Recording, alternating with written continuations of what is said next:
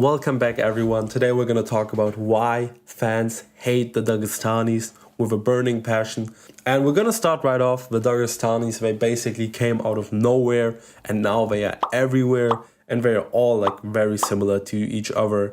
And they are not very relatable to the average Western UFC fan. They are from Russia and they are typically Muslim. They're all bald and have full beards. They have a very grappling heavy style, which is not very appealing to a lot of casual fans. And even guys like Khabib and Islam who finish their fights and really fuck people up are accused of being boring.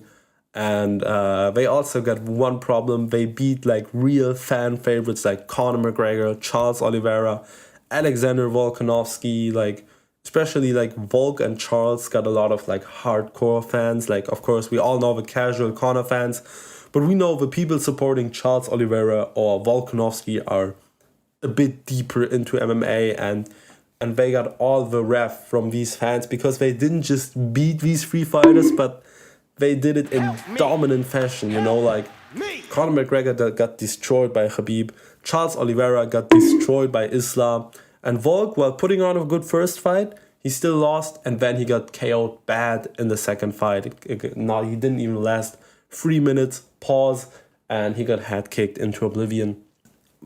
I just feel like the problem with Dagestanis is the Dagestanis just feel like they are destined to become champ and beat our underdogs like Charles Oliveira or Alex Volkanovski, where you didn't always know who they would be champ. Charles Oliveira, who had a lot of losses but learned from them. And with the Dagestanis, it just felt like, all right, sure, here comes this guy, destined to become champ, never really lost. They all have these like crazy records with a lot of W's and little L's, because they choose their fights very carefully, they prepare very carefully, they pull out very quickly if something doesn't go right in the training camp. And we gotta be honest, their records are usually also padded, especially before they join the UFC. Actually, that doesn't make sense thinking of them as destined for success, because they are from the fucking mountains in Russia, a generally poor area with a lot of crime and a very violent past. I mean, you can look into the history of Dagestan.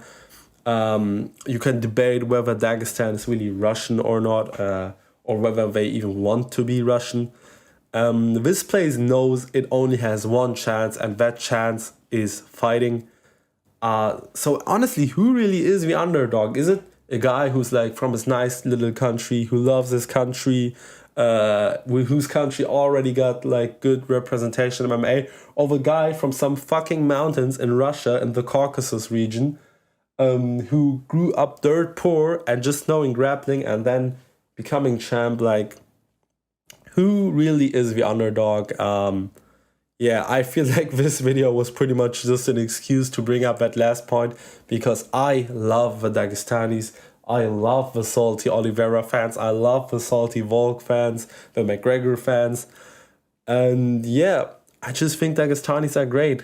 Have a good one.